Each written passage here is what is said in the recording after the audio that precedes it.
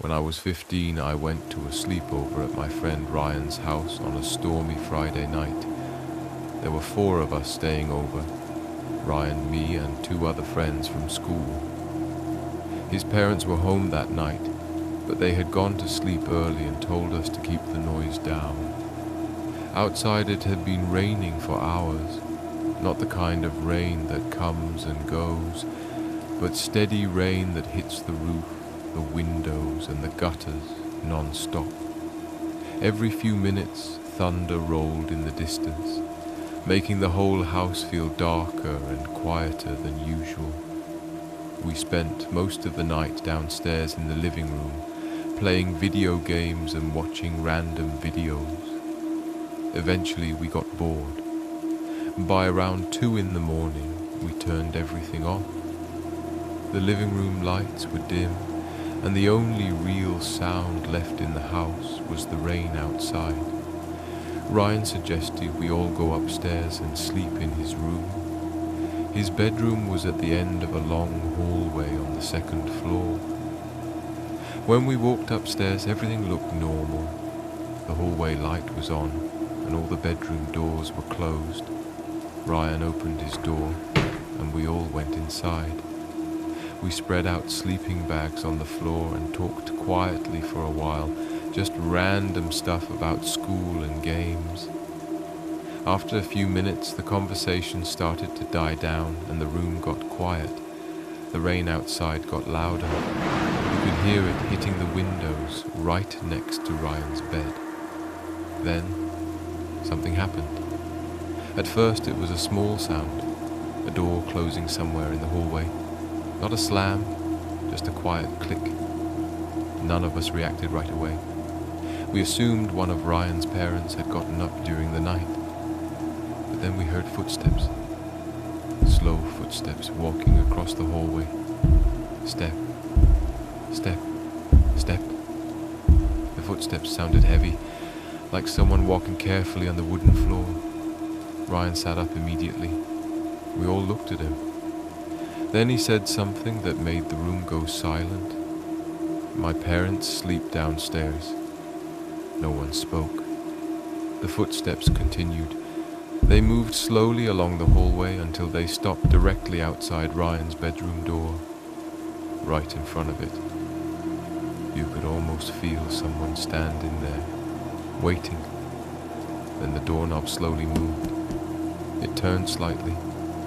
Ryan had locked the door earlier when we came in. The handle twisted again, slowly, like someone was testing it, trying to see if it would open. None of us moved. No one said anything. We just stared at the door. Then something even worse happened. We heard breathing. Very quiet, but definitely breathing. Someone was standing right outside the door. After a few seconds, the handle stopped moving. Everything went completely silent again. Then the footsteps started once more, walking away from the door. Step, step, step. They moved slowly down the hallway until we couldn't hear them anymore. None of us slept after that. About 10 minutes later, Ryan quietly grabbed his phone and turned on the flashlight. He walked over to the door and unlocked it. The hallway outside looked completely normal. The light was still on. All the bedroom doors were still closed. There was no one there. The next morning, we told Ryan's parents what happened. At first, they thought we were just joking.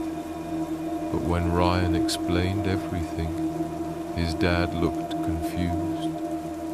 Then he told us something none of us expected. He said neither of them had gone upstairs during the night, and before going to bed he had locked the door at the bottom of the staircase, meaning no one could go upstairs without unlocking it. For a few seconds no one said anything, because if the door downstairs had been locked all night, then whoever walked down that hallway was already upstairs. When I was 14, I stayed at my friend Emily's house for a sleepover during a stormy weekend. There were three of us sleeping in her living room that night: Emily, me, and our friend Kayla. Her parents had already gone upstairs to sleep around midnight, leaving us downstairs watching videos and eating snacks. Outside, the rain had been falling for hours. It wasn't loud thunderstorm rain, just steady rain that covered everything in a constant sound. You could hear it tapping against the glass doors that led to the backyard.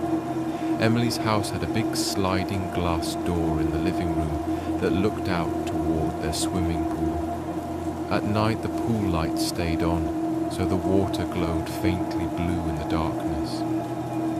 Around 1 in the morning, we turned off the TV and started getting ready to sleep. We laid sleeping bags across the floor and turned off most of the lights. The only light left in the room came from the pool outside and the occasional flash of lightning far away. For a while everything was quiet except for the rain. Then we heard something. A splash.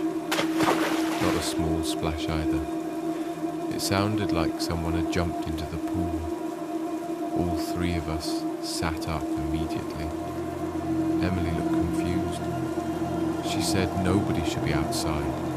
Her parents always locked the backyard gate at night. We slowly walked over to the glass door and looked outside. At first everything looked normal. The rain was falling into the pool, creating small ripples across the water. Then lightning flashed across the sky. For a brief second the entire backyard lit up. And that's when we saw it. Someone was standing in the pool. The water reached about their waist. They weren't swimming. They weren't moving. They were just standing there in the water, completely still. The person was facing the house. I remember feeling my stomach drop. Kayla whispered, "Who was that?" Emily ran upstairs to wake her parents. By the time her dad came downstairs with a flashlight, the three of us were standing frozen near the glass door. He turned on the backyard lights and opened the door carefully. The rain poured into the patio as he stepped outside. But when he reached the pool, no one was there. The water was still moving, like someone had just climbed out. Emily's dad walked around the entire backyard with the flashlight. He checked behind the shed, along the fence, and around the gate. Nothing. No one. No open gate. No sign that anyone had jumped the fence. Eventually he came back inside and locked the door again. He told us it was probably just something falling into the pool, maybe a branch, but we knew what we saw. Someone had been standing in the water. We tried to calm down and go back to sleep, but about 10 minutes later, we heard another sound, a soft dripping noise. At first we thought it was just rain, but then we realized something. The sound wasn't coming from outside. It was coming from the hallway, inside the house. Drip, drip, drip. Emily slowly turned her phone flashlight on and pointed it toward the hallway. And that's when we saw the floor, wet footprints leading from the hallway toward the living room, like someone had walked into the house with soaking wet feet. The footprints stopped about halfway across the room, right near where we were standing. Then they disappeared, like whoever made them had simply vanished. None of us slept the rest of that night, and even now, years later, none of us can explain the person we saw standing in that pool